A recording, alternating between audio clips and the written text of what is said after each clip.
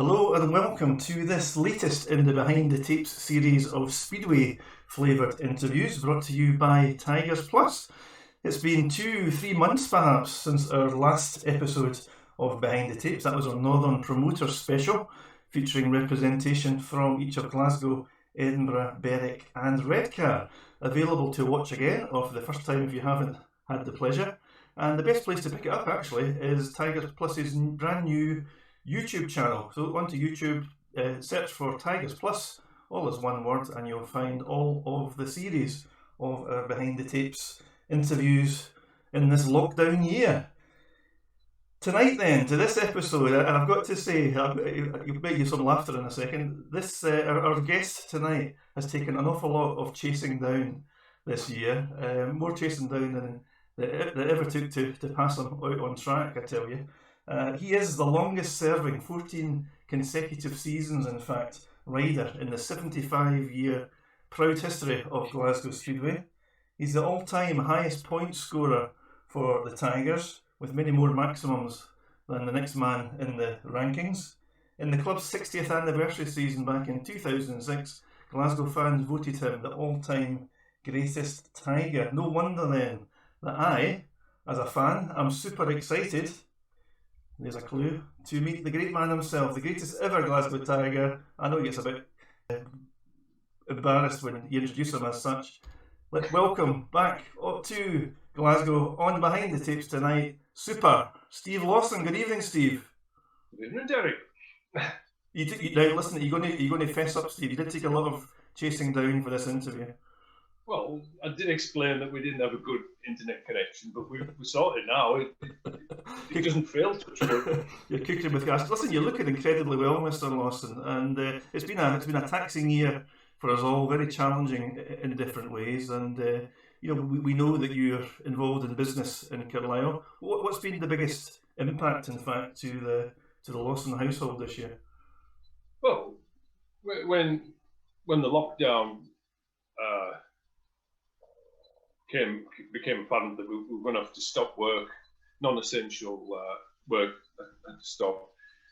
We closed the shop in Carlisle, and I've just been doing jobs at home on the farm in the good weather. Didn't rain for 2 months, which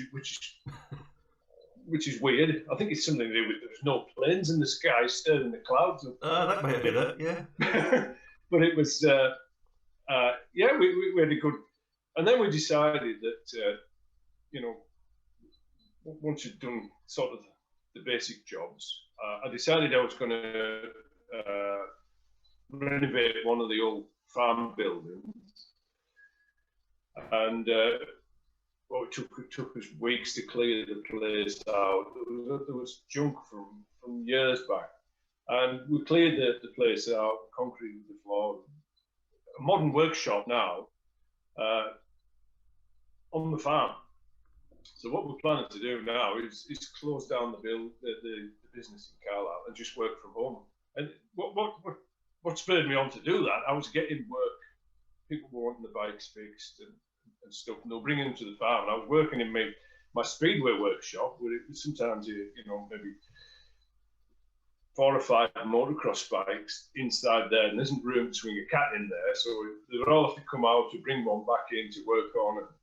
So we built a new workshop, and it's brilliant because we've cut out 2 hours of travelling every day. Hour to Carlisle, hour back, and that sounds like a big win, Steve. So given all the time that you had, and the fact that this was enforced on you this year, but it's given you the chance to make some improvements to your lifestyle. Yeah, it really has. Yeah, I mean. It's the only good thing that's come out of the COVID thing. But I mean, I think a lot of people are, taking stock of their life, and it gave us the push that we needed to make that change. And so far, it seems to be, even though the motocross season didn't happen as the speedway season did, but I was still guys were still practicing on the bikes and using the bikes, but I was still getting the work coming in. So yeah, we've had a complete change of direction. Very good. And you mentioned, Steve, you mentioned the lack of speedway involvement this year. Although, strangely, you have seen more of the Ashfield circuit this year than most people have. Yeah. I spent a really enjoyable 4 days over the track there. Jerry phoned me to see if I'd come up and have a look. You know, I think it's been a little bit of a bugbear for Jerry. The hump going into turn 3 at Ashfield, and I came up a few weeks earlier just to have a look, and we did a little exploratory dig on where the hump is, and to be fair, there wasn't. You'd be lucky if there was an inch of shale covering the rock below. Yeah. So it was decided then that the machine would come in. Jerry would get organised the machine coming. The guys, Chris and the guys that worked at the track, they dug the whole place, the whole bit out, the whole section out, and they discovered that the old concrete terracing steps were underneath there. Oh wow! Yeah, from the original footprint. Yeah. And the weird thing was, you know, about maybe 3 or 4 foot down, there was this old red shale, you know, back from when the track originated. Crazy. But anyway, long story short, that was all. The concrete was crushed, and we rolled it in and packed it down and put some hardcore in, and then we used the shale that was up in the compound, and that didn't go far. And then Jerry ordered two wagon loads of shale. We put a lot to fill this crater into the track. And while we were waiting for it being delivered, I was working on other areas on the track as well.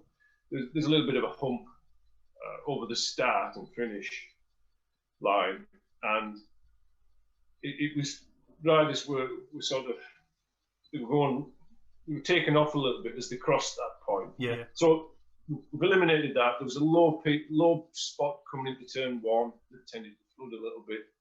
Got all that filled in and levelled up, and we've managed to, you know, it was a big team effort, you know.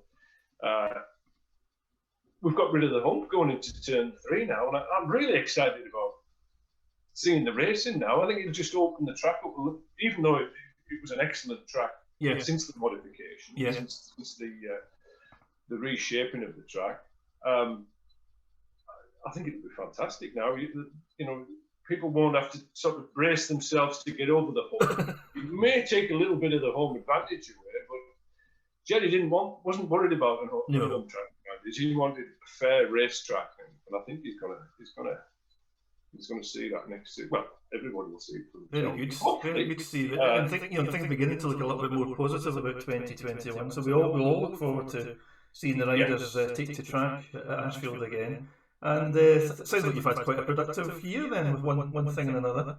And we also know, you know, we know that you take a keen interest in young Dan Hewlett, former Tiger. And Dan, of course, has been. Sorry. I was going to say, Dan's been off on his travels this year. He's been based out in Poland since May time or thereabouts. But that's right. Were you able to keep tabs on his progress?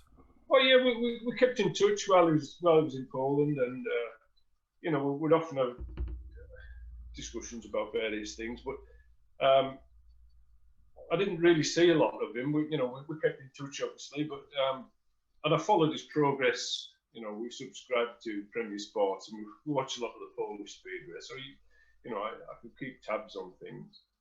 And then he came back and he did the meetings in the UK, and obviously I was at his side then, helping him in the pits, you know, working on the bikes for him and helping him out. I'm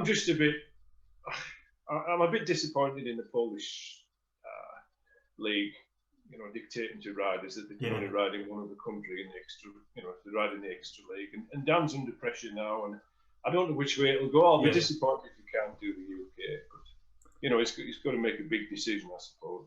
It'll be interesting to see, Steve, how that works out. And I know that, you know, Britain, Sweden, Denmark are in their own way trying to challenge that and given the implications of it. But fingers crossed, common sense will prevail, and riders won't be restricted in the way that they want to earn their living.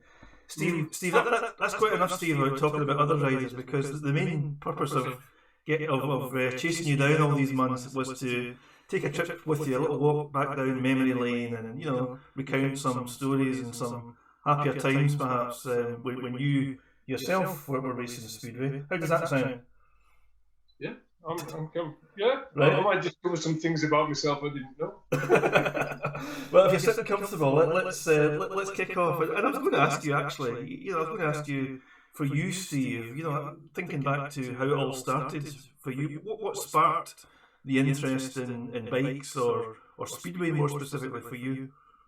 In bikes? Well, when I was a kid, I used to go with my mates, and we used to sneak into the speedway. We used to climb over the wall at the back,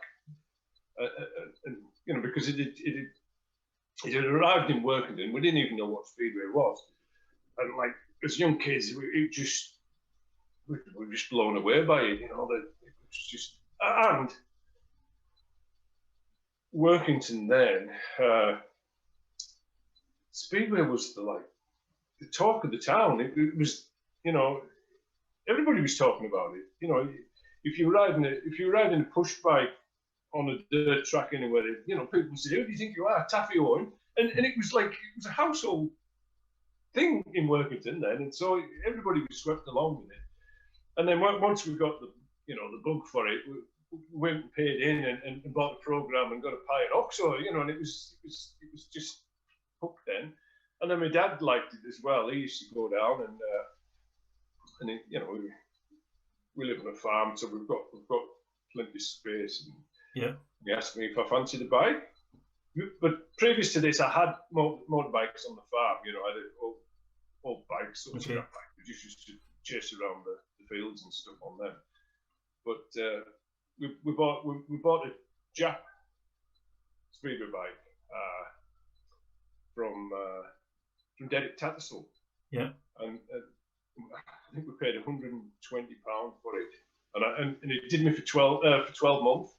And we sold it for £100, so it cost me dad 20 quid for the first year. What year are we talking about, Steve? Pardon? What year are we talking about? My first bike, that would be, I think I was 14 or 15, so it would be 73-ish. And then 74 I was 16, and I could have I could ride in, I was able to ride in the second half of the meetings then, but they just used to let me go around on my own, because once you were under 16, you weren't allowed on the track in them days with other riders, which was a shame because I didn't get experience to race before I got the chance to race, if you know what I mean. Yeah. I found that strange when I first started, lining up with 4 riders, when I had the whole track to myself for a couple of years, just going around on my own. And of course, we're talking about Derwent Park, which, back in those days, equally was a big old place to be blasting around. Yeah. I didn't know anything else then. One winter we came up to the guy that was second half and at work, and he asked me if I wanted to go up with him. We came up to Coatbridge. Yeah. For a winter training day. Oh my God, I could hardly get round the place. The banking and the track was as rough as you wouldn't believe. And I was thinking, are they all like this? The track's all like this. But it was, I don't know why I signed for Glasgow. That's Well, that is a question I'm going to come to in a little while, but we'll go through the chronology of this. So you started off with Workington. When did you made the first team at Workington, didn't you? Would that have been the following season again? I got in, actually, I think I got into the team when I was, I think one of the Aussies was late coming from, I think it was Kim Amundsen. He was late coming from Australia, and they put me in the blooming team for the first meeting, and I'd never raced. Yeah. I mean, I could go around fast in the second half. And when I was at school that day, and kids would say, "Oh, big night tonight, Lawson." Oh, it was about a bundle of nerves. I think somebody fell off and I got a point given. Very good. Sink or swim, Steve. Sink or swim. Pardon? Sink or swim. Yeah, Yeah. and I didn't beat anybody else during the meeting, but in them days there was a second half, and there's a reserves race and then 3 rider a night piece. Well, I won the reserve race, so I won my first race in my first meeting, but obviously it's not official because it was in the second half. Yeah. But that must have put, As a local lad, you've described the sort of glamour there because it was a big deal in the town and in Cumbria back in those days, yeah. and you must have felt that you must have felt you'd made it as a bit of a local hero, Steve, at that point. Yeah, right. No, it was that was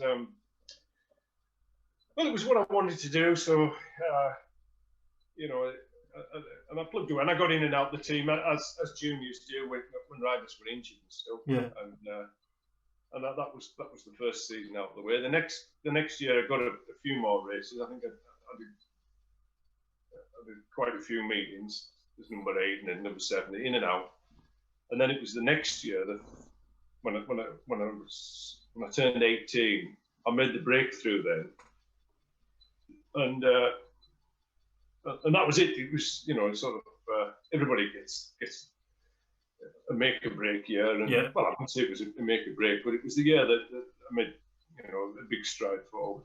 Well, we'll come back and talk about what happened next. But before we leave Workington, you had some recent involvement with the Comets back. That ended sadly in 2018. We all know what happened, but we've heard some noises on the grapevine and Speedway Star on the internet that there might be a bit of a push down Workington way to resurrect the Comets. Is that something you're aware of? Are you involved in any way? Well, the guy Andrew Baines, who took over the running of Northside Speedway, I talked to him not long after he took the project on, and he was talking about wanting to run national league. And I said, well, if you're thinking about running regular speedway, you need a bigger track. That is just it's a little training track basically. It's not good enough for full competition racing. I didn't think. And he said, well, there's plenty. There's 5 acres at the back of the. So we went down, we had a look around, and to be honest, you could put a Redcar, a Scunthorpe, Somerset type track in there, and then he would be. What I explained to him was when I went to Bellevue with Dan in the National League when he first started. If you went to a National League match at Bellevue, you wouldn't know it wasn't a professional league. The guys, because the track is nice and easy to ride, smooth, well prepared. The junior guys look like world champions. Yes. But you put them on somewhere, no disrespect, but somewhere like Armadale, Newcastle, and they look like National League riders there. And fans can see the big difference. But you put them on a nice fair track, and the racing is fantastic. So I was trying to emphasise the importance of having a nice racetrack. But that's the way Poland have gone about the business. They've concentrated on the tracks and the stadium. And look where they are now. They're leading the world in speedway. But so he's asked me to help him design it when he's ready, when he gets the go ahead from the council. It's a fairness meeting, but working with councils, it must be a nightmare because he gets in a grip. When Workington Speedway folded, part of the reason was that the council were building a super stadium, which didn't get off the ground, by the way. And the rugby were going into it, and the football. There was nothing left for the speedway. And I think they had a little bit of a guilty conscience about not involving the speedway. Because speedway was as well supported as the rugby and the football, if not better. Yes. Even towards the end, when numbers were dwindling a little bit. So the council were keen to help the speedway then. So at first they were all for giving him, as council assistant, they're going to help him build the track and that. and over a period of time, different councils have been voted off, and new people. He's dealt with 3 different sets of councils now, since he's been there, and I think the interest is starting to dwindle a little bit. But he's going to keep ploughing on, and you know, it's his dream to get a decent track put together, and I think it would work. It would work well, and you know, absence makes the heart grow fonder. I think people will come back with enthusiasm just to see what it's all about. But if they come and it's a good track, a good speed, we'll come back again. Absolutely, Steve. You know, we'll keep our eyes on that, our fingers crossed, because you know, the Comets have been a big loss, and just to lose that you know, that sort of heartland of speedway in Cumbria. But something akin to Redcar or Scunthorpe would be a great addition to the sport. So fingers crossed on that. Steve, it occurred to me when I was prepping for this interview tonight that we'll talk about your career. We'll go back and talk about that just in a minute. But you know, you hung up the boots in '92. The next time I seen you, and most Glasgow fans seen you, was 14 years later, 8th of December 2006 to be precise, when you were invited. You and brother-in-law Andy Reid and Hans Anderson were our guests at the first ever Stars event at Firhill Stadium. And here we are, another 14 years on. It's taken me that long to pin you down to do this interview. I was going to ask you just very briefly about that Stars event. Can you remember it? Yes, of course. Yeah, I do. Yeah. It was a good night. It was a good night, and you know, when I came into the room, the Steve Lawson chant started off, and oh my God, you haven't forgotten me. I think that was Fred Graham from memory, but you're right. It was very touching and very appropriate. Steve, one thing I do remember about that night, I'm sure you do too. We had 2 other guests on the night who came up to the stage and spoke. Jim Beaton Senior and Dave Thompson, both of whom you played, you know, huge roles in developing and keeping Glasgow Speedway alive for decades between the both of them. And I remember them recounting the tale of how they signed one Steve Lawson from under the nose in a motorway services, if I'm not mistaken, from under the noses of arch rivals Edinburgh. Can you remember that? Yes, I can remember signing. Yeah, I can remember. Yeah, actually, it wasn't a motor. In years after, we would meet on a halfway somewhere. Okay. And talk business then, but they actually came down to the house where we were in Workington at the time, and well, Jimmy was hard to say no to, wasn't he? just a bit. So I have no regrets at all. I mean, I think he made the right decision. What was it, Steve? You talked just a few minutes ago about Workington, and you'd had your best season, aged 18. What was it at that early stage of your career that I guess persuaded you, if that's what it took, to you know, uproot from your hometown club and sign for Glasgow? Well, thinking back, there was a change of promotion at Workington, and during the close season, I've been approached by. There was one point I might have been going full time to Bellevue, and then I was given sort of the option to sign for Bellevue full time, or double up. Well, it wasn't proper doubling up. Or be the number 8 and do another year in the second division then. Yeah. And I took the easy option. To be fair, I mean, I don't know. Well, it wasn't easy, but it was an easier option. And because Workington were in the midst of changing promotions, I wasn't getting any word from Workington, and it came down to Glasgow and Edinburgh, and I looked at the Edinburgh team and I thought, Jesus, I won't get a look in there. It was a powerhouse team at the time. I thought, no, I'll end up as reserve in that team. So I signed for Glasgow. I'm sure there's it wasn't a case of who offered the most money. It was nothing to do with money or anything. And they were both pretty much the same on the deal, you know. Well, listen, I'm a great believer in fate and what's intended for you and all that stuff, and and it worked out pretty well for you. And of course, your first home circuit in 1978 was Blantyre 1, as it became affectionately known, and that was a track that you appear to have an instant liking for, Steve. Loved it. Yeah, it was. Yeah, it was one of those that you turned up. You saw the opposition's faces, they looked at it, they didn't fancy it, and they thought, I'm going to have an easy night tonight.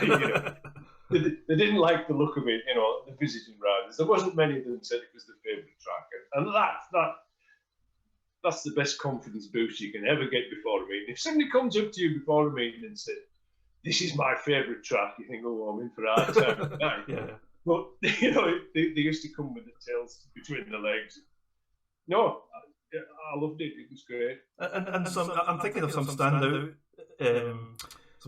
events, I guess, or occasions there. And top of my mind when I think back was the night you beat Bruce Penhall. There was several silver helmet match race wins there, and lots of entertaining and tight, very very tough league matches. I can remember various clashes with Mildenhall and Rhinehouse in particular that were quite enjoyable, quite tasty. Yeah, it used to get a bit intense at times. Yeah, like in my career, I was known as a gate. I couldn't pass, for toffee really. I wasn't very good from the back, but my main strength was I was a good gate. If I didn't make a gate, I was shocked. But at Blantyre 1, I wasn't worried about if I didn't make the gate because I knew I could. You could overtake riders. I felt it was easy to pass people around there. But when you get on a track that everybody likes, it's not as easy to pick them off. But round there, you could just wait your time and just pick them off as easy as anything. And it sort of it was good for the confidence that I'm glad I had them couple of years there. I wish it had stayed there, but yeah. It didn't look the prettiest of places, but when you got it full of people, and they used to get good crowds there. It wasn't a bad little stadium. Buzz about the place, didn't it? Yeah, it did. It was compact enough, and it wasn't a bad little stadium at all. Steve, I just wanted to pick up on that partial confession that you've just made about the gating prowess, and what do you attribute that to? Is that technique? Is it setup? Is it something you had set up wise that others didn't catch on to, or how do you explain it? Well, I don't know, because I've been working with Dan Bewley. People say he can't gate. He can actually gate. But I said to him, Dan, what do you think about when you're at the tapes? And he said, I don't know. I said, well, all you think about is getting out of that start, first at the first corner. But I like to pass them, he says. Well, I think, no, you don't think that way. It's good for the crowd because it was entertaining. But I don't know. With me, it was like hold your breath. Boom! The start was everything, and you had to put 100% into that start. And I can't get him to do that because it's just laid back. Yeah. And I think I don't know. Well, you get good gators and you get people. Yeah, well, Chris Harris is never going to be a consistent good starter. Exactly. I'm thinking of Les and Neil Collins as example. They were damn good riders in their day, and they achieved a hell of a lot in the sport, but they couldn't gate ever. Well, it's because probably they maybe didn't think they had to. I thought I had to gate. Okay. I can see the difference. Steve, I wanted, it would be remiss not to mention, we're talking about Blantyre 1, and we'll talk about what happened after that particular circuit, but you're in your pits crew in those days. I think I've got this right way around. Ian Proctor was your spanner man for home meetings, and I know Ian's been a bit poorly recently, so hope you're well on the mend, Ian, if you're watching. He's on the mend, and I'm pleased to say, he's been unfortunate to get the COVID. We were saying at home, I don't know anybody that's got the disease, but it's starting to hit home now. There's a lot more people that you actually know are getting it, and Ian's doing well. He seems to be That's pleasing to hear. Now. And more sadly, Steve, we heard very recently of the very sad passing of another man who played a big role supporting the team Lawson, and that was Tom McCrone. Oh, Tom, yeah, absolute brilliant guy. We'd be down at all the southern tracks. Tom was always in the pits. If I had a bad meeting, a bad race, it wasn't a bit. Oh, you can do. He was always encouraging me, and he had this saying when we were winning. He used to say, "This is the life," and I still use that phrase, when I'm enjoying myself. Yeah. And, it's such a sad thing, and condolences to the family and especially Sandra. It's an awful thing. Yeah. It's really sad, but. Oh, it seems only good people go, don't they? I know, Steve. I know. Let's move on and talk about some happier things. Fortunately, I was going to ask you. You talked about your liking for Blantyre 1, and you had some really good seasons there. Some real powerhouse seasons where you were topping the National League averages. You were you took possession of the silver helmet for an entire season. If I remember, I can't remember which year that was. 80-81 perhaps.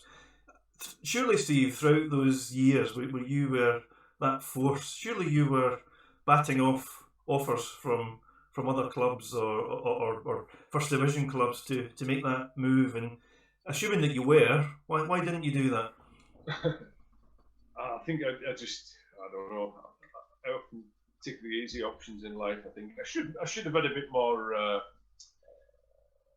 bit more ambition, I think, in this bit. Well, we were farmers at the time, and it was speedway was more my hobby than my career, and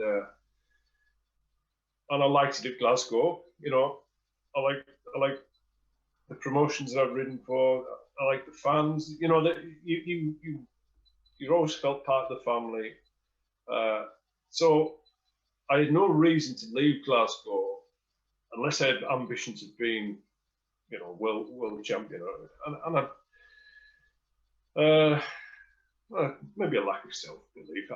I had a brief run with Cradley there, and I managed to get some decent scores while I was riding for Cradley. But when you live in the north of the country, I know this sounds a bit feeble, but it's easier to get up to Glasgow and Newcastle, Berwick, than it is to trail down to the southern tracks. Yeah. Get home and start milking cows when you get back. it was no. So Glasgow just fitted. Glasgow just fitted, Steve. I think that's what you're saying. Glasgow just fitted with your life and your commitments and things. Yeah. Yeah. And you mentioned. Well, yeah. I was happy there. I've been. I've raced Tigers at 3 different tracks. I did like Shop. I didn't like the Craighead Park one. It was cobbled together quickly, and it was a little bit square.